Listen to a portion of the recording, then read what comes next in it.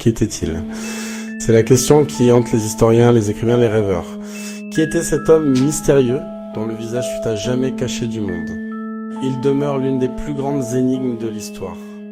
Un fantôme qui a parcouru les couloirs des prisons les plus redoutables de France. Nous ne le connaissons que par son surnom glaçant, l'homme au masque de fer. Son histoire commence dans l'ombre, un murmure d'un secret si profond, si dangereux qu'il devait être enterré vivant. Son existence même était un secret d'État, gardé avec la plus grande sévérité. Quel crime pouvait justifier une telle punition? Être effacé de la vie et pourtant maintenu en vie. Être connu, mais jamais vu. C'est un récit qui commence non pas par un crime, mais par une disparition. Un homme englouti tout entier par la formidable machine de la monarchie absolue. Son parcours à travers le système carcéral français fut long et solitaire. Pendant plus de 3 décennies, cet individu inconnu fut déplacé de forteresse en forteresse. Pour comprendre cette énigme, nous devons remonter au XVIIe siècle. C'est le règne de Louis XIV, le roi Soleil. La France est le centre éblouissant de l'Europe. Le château de Versailles, une merveille d'or et de miroirs, est le cœur d'un royaume à l'apogée de sa puissance. Le roi est plus qu'un souverain, il est un monarque absolu, le représentant choisi par Dieu sur terre. Son autorité est incontestée, son pouvoir immense. Sa cour est une danse complexe d'étiquettes et d'ambition où un mot bien placé peut faire fortune et un murmure imprudent peut mener à la ruine. L'atmosphère est celle de l'opulence, mais aussi d'une surveillance et d'une paranoïa constante. La Bastille à Paris, la citadelle de Pignerol, la prison insulaire de Sainte-Marguerite. La trace documentée de notre mystérieux prisonnier commence vers 1669. C'est alors qu'un homme dont le nom n'est pas enregistré est arrêté. Il est emmené à la forteresse de Pignerol, une citadelle stratégique dans les Alpes italiennes. Son gardien, l'ambitieux et méticuleux Bénigne d'Auvergne de Saint-Mars, reçoit ses instructions. Les ordres viennent du puissant marquis de Louvois, ministre de la garde du roi. Les ordres sont clairs et glaçants. Le prisonnier doit être détenu dans une cellule spécialement préparée. Cette cellule a plusieurs portes pour empêcher quiconque de l'entendre. Il ne doit jamais être autorisé à parler à quiconque, à l'exception de Saint-Mars. Il doit toujours porter un masque en présence d'autres personnes. Le secret est absolu dès le début. Pendant des années, le prisonnier languit à Pignerol, un homme oublié dans une aile de haute sécurité. Son monde se réduit aux 4 murs de sa cellule. Ses interactions ne sont que fugaces avec son geôlier. Pignerol détient d'autres prisonniers d'État importants. Nicolas Fouquet, le comte de Lauzun. Le secret absolu entourant le prisonnier a alimenté d'innombrables spéculations. Qui aurait-il pu être? La théorie la plus célèbre, popularisée par Voltaire, le frère jumeau identique de Louis XIV.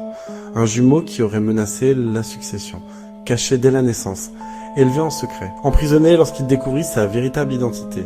Cette théorie explique le masque, le traitement respectueux et le secret absolu. Autre théorie, un membre de la noblesse, Ercole Antonio Mattioli, comte et diplomate italien. Enlevé par des agents français en 1679 et envoyé à Pignerol. Marchioli dans les registres de la Bastille pourrait être lui. Mais la chronologie pose problème. Mattioli arrêté plus tard est mort en 1694. Incohérence avec notre prisonnier.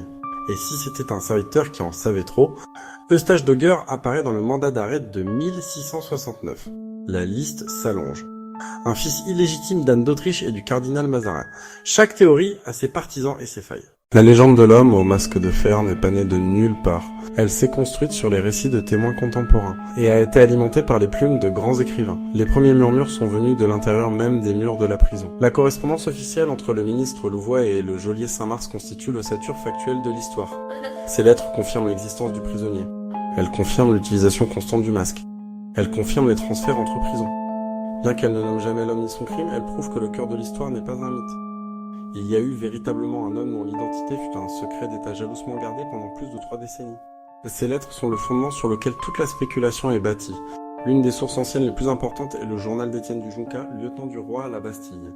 C'est du Junca qui a enregistré l'arrivée du prisonnier en 1698. Il a décrit l'homme comme étant amené dans une litière. Il l'a décrit masqué. Et il a noté sa mort éventuelle en 1703.